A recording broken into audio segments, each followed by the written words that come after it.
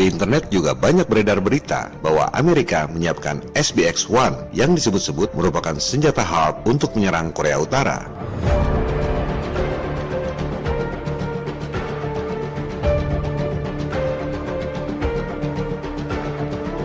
Harap Anda saring dulu informasi sebelum menyebarkannya kepada orang lain. Di mana ada senjata HARP bentuknya seperti itu? Yang bentuknya seperti bola golf itu adalah radar, bukan senjata HARP. Kecuali kalau Anda sudah riset dan dapat referensi yang kredibel bahwa HARP bentuknya seperti radar golf itu, barulah Anda boleh sebarkan informasi. Juga, kalau itu HARP yang bisa dibawa-bawa mobile seperti itu, berapa watt kekuatannya dan sumber energinya apa?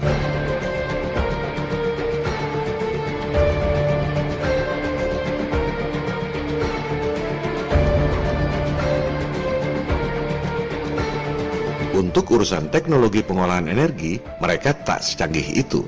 Kalau untuk teknologi elektronik, iya memang mereka canggih. Anda bisa lihat bedanya komputer digital yang pertama tahun 1943 dibandingkan dengan komputer digital saat ini.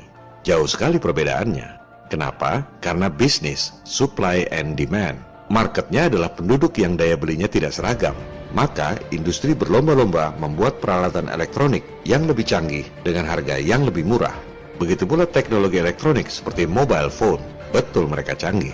Anda lihat perbedaan mobile phone yang pertama tahun 1983 dengan smartphone di zaman sekarang. Mengapa kemajuannya pesat? Karena bisnis, supply and demand. Permintaan pasar memicu industri untuk bikin produk yang lebih canggih dan lebih murah. Teknologi elektronik seperti CGI, jelas mereka sangat canggih. Kemajuannya pesat.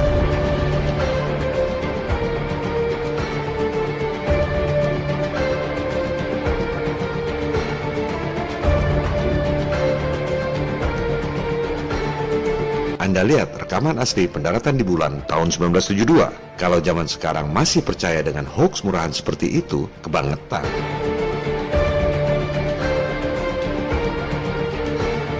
Tapi, kalau teknologi roketnya seperti jalan di tempat, tak ada bedanya roket tahun 1950-an dengan roket sekarang. Tak seperti pesatnya perkembangan teknologi komputer atau mobile phone. Mengapa teknologi roket tak maju-maju? Lagi-lagi, bisnis, supply and demand. Roket cuma buat terbang sebentar, setelah itu miring untuk menghindari langit yang pendek, kemudian diledakkan di tengah laut. Tinggal serpihan-serpihan yang tak ketahuan karena tak ada yang merasa kehilangan. Buat apa bikin teknologi roket yang lebih canggih? Teknologi energi juga seperti jalan di tempat. Pembangkit listrik yang dayanya paling besar tetap saja tenaga air.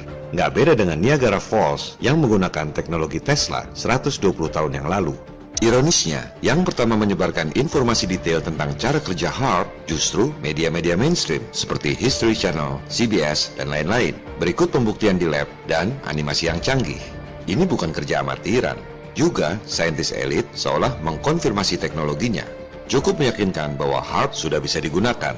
Tapi mereka nggak cerita faktor yang sangat penting, yaitu berapa energi yang dibutuhkan dan sumber dayanya dari mana untuk merekayasa atmosfer secara masif dan drastis. Sehingga berita-berita di media mainstream itu tampaknya seperti propaganda teror untuk menakut-nakuti umat dunia, seolah-olah sudah ada senjata cuaca yang mampu membuat bencana agar orang-orang seperti Anda pada takut dan tunduk pada segelintir orang dalam tatanan dunia baru, New World Order.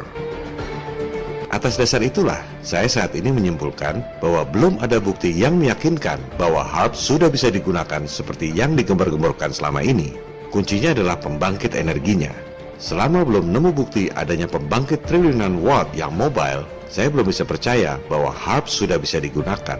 Tapi kita tetap open mind. Pendapat kita bisa saja berubah kalau belakangan nemu bukti yang meyakinkan. Dan kita tetap harus waspada, karena bisa saja ada perkembangan baru sehingga HARP bisa digunakan.